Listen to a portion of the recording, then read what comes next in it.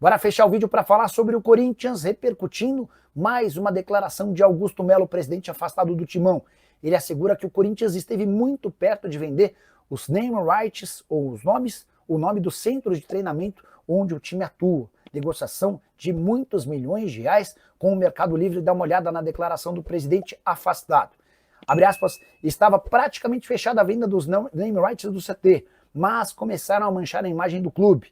E eu tinha um grande parceiro que estava fechado, a Mercado Livre, mas quando estourou esse negócio de crime organizado, de impeachment, a empresa disse, vamos esperar, precisamos estrear essa história, depois a gente volta a conversar, fecha aspas. O Augusto Melo só se esqueceu que quando se falou de crime organizado, de impeachment, de indiciamento policial, tudo isso foi causado pelo próprio Augusto Melo.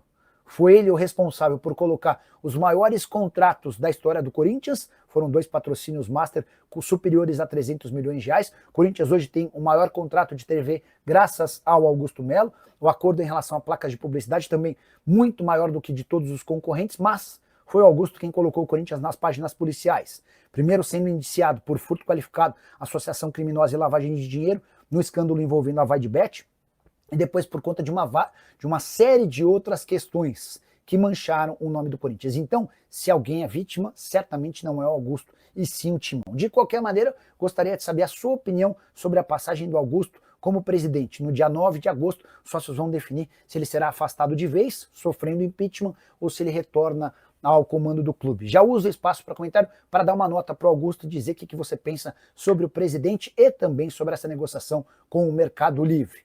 E sem Augusto Melo, talvez o Corinthians ainda possa retomar as tratativas para venda dos naming rights, se é que essa história é verdadeira, até porque uma das grandes características do presidente afastado é contar mentira.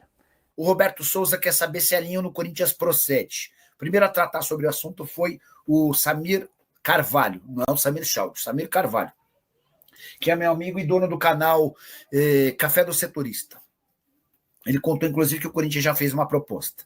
O que eu fiz? Entrei em contato com o empresário dele, o Bertolucci. O Juliano Bertolucci é o responsável pela carreira do Elinho. Confesso que assim que eu soube da notícia, eu desconfiei. Não da informação do Samir, né? Mas de que o negócio pudesse ir adiante. Só para lembrar, o Toluca do México, que acaba de ser campeão em cima do América, comprou o Elinho por 13 milhões e meio de euros no ano passado, e o Fluminense, às vésperas do Mundial, tentou contratá-lo, tinha um baita trunfo, a disputa do Super Mundial, não foi o suficiente. Caramba, só começar a falar aqui, vou chupar uma balinha para ver se resolve. E aí eu mandei mensagem para uma pessoa, para um dos sócios do Bertolucci, que cuida da carreira do Elinho, para perguntar, caramba, se tinha alguma negociação em andamento, que petava essa história, e a resposta foi de que é muito difícil imaginar o Elinho saindo do Toluca, tudo por causa da falta de vontade do Toluca em negociá-lo. Caramba, o time mexicano que o comprou ainda não conseguiu fazer do Elinho um titular absoluto, tá? Foram só 23 partidas desde que ele foi contratado. Por exemplo, nas 2 partidas finais contra o América, em que o Toluca consegue acabar com uma sequência de 3 títulos consecutivos do André Jardine, o Elinho nem sai do banco de reservas. Mas, quando o Toluca o contrato do Red Bull, o Toluca imagina que daria tempo para que o Elinho pudesse dar conta do recado, tá bom? Bora fechar esse vídeo para falar sobre o Corinthians e a possibilidade de os atletas convocados defenderem o Timão na quinta-feira, no jogo contra o Grêmio, Campeonato Brasileiro em Porto Alegre, a partir das 20 horas. São 8 atletas que desfalcam o Timão nessa data FIFA. Estou incluindo também o Felipe Longo e o Breno Bidon, que estão a serviço da seleção sub-20 no Egito. Até por conta da distância, esses dois estão praticamente descartados. Memphis Depay também tem pouca chance de jogar, até por estar em outro continente. Carrilho e Félix Torres estão no Peru. Eles se enfrentam, Carrilho da seleção peruana, Félix Torres da seleção equatoriana. Difícil imaginar que eles possam ser utilizados na quinta, até porque devem ser titulares de suas seleções. José Martínez está no Uruguai, defendendo a seleção da Venezuela. Tem Venezuela e Uruguai em Montevidéu. Montevidéu está bem perto de Porto Alegre, então não deve ser problema para o Martínez chegar a Porto Alegre na quinta-feira. A questão é a condição física, como é que ele vai se encontrar depois de jogar mais 90 minutos pela sua seleção. As mais prováveis presenças na partida de quinta-feira do Timão são de Hugo, goleiro da seleção brasileira, que vai estar na Neoquímica Arena nessa terça-feira para o confronto contra o Paraguai, e Romero, que pertence ao Corinthians, convocado pela seleção paraguaia, até por já estarem em São Paulo, devem fazer uma recuperação mais prolongada e devem jogar pelo Timão na quinta-feira. E você, o que pensa sobre tudo que eu contei no vídeo? Não esquece de deixar like, de se inscrever no canal. Bora falar agora sobre um ex-corintiano livre no mercado.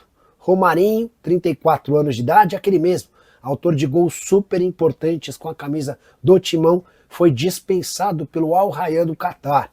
O clube Qatari anunciou a saída de 3 atletas nas últimas horas. Romarinho, Paulo Vitor goleiro e Brenet, que é um lateral esquerdo estrangeiro. Importante contar que o Romarinho fez apenas 3 partidas pelo Al Rayyan. Ele havia se mudado no meio da temporada do futebol lá no mundo árabe, ele defendia o Neon, que tinha tudo para subir para a primeira divisão.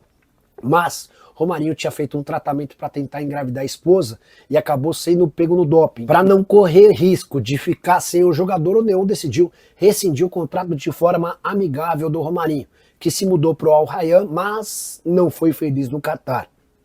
Só 3 partidas, a última dela em 11 de março, até por isso Romarinho foi dispensado, liberado para buscar um novo clube. Resta saber se o futebol brasileiro é uma possibilidade. Quando da saída dele do Neon, já especularam o futebol brasileiro, mas a mudança para o Al Rayyan foi muito rápida. Imagino que se ele ficar desempregado por algum tempo, devam pintar propostas do futebol brasileiro e eu vou estar aqui para te contar cada uma delas. Combinado? Bora fechar o vídeo para falar sobre o Corinthians com informação exclusiva.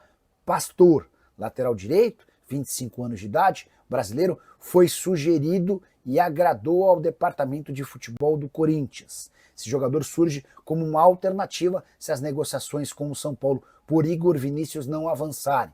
Já contei para vocês, nos últimos dias, que o Dorival Júnior havia aprovado a contratação do Igor Vinícius, que perdeu espaço no São Paulo e parece estar de saída. Mas o Tricolor não gostou tanto da ideia de liberar um jogador para um rival sem compensação financeira. A ideia do Corinthians é trazer um lateral direito sem gastar dinheiro, e é nesse contexto e nesse sentido que o Pastor começa a ganhar força. Se você não conhece esse jogador, eu conto que ele surge na base do Londrina, passa pela Ferroviária até se mudar para Portugal, onde joga para o Leixões, Portimonense e Farense. Na temporada que acabou de terminar lá em Portugal, foi titular absoluto do seu time com 34 jogos e 2 assistências.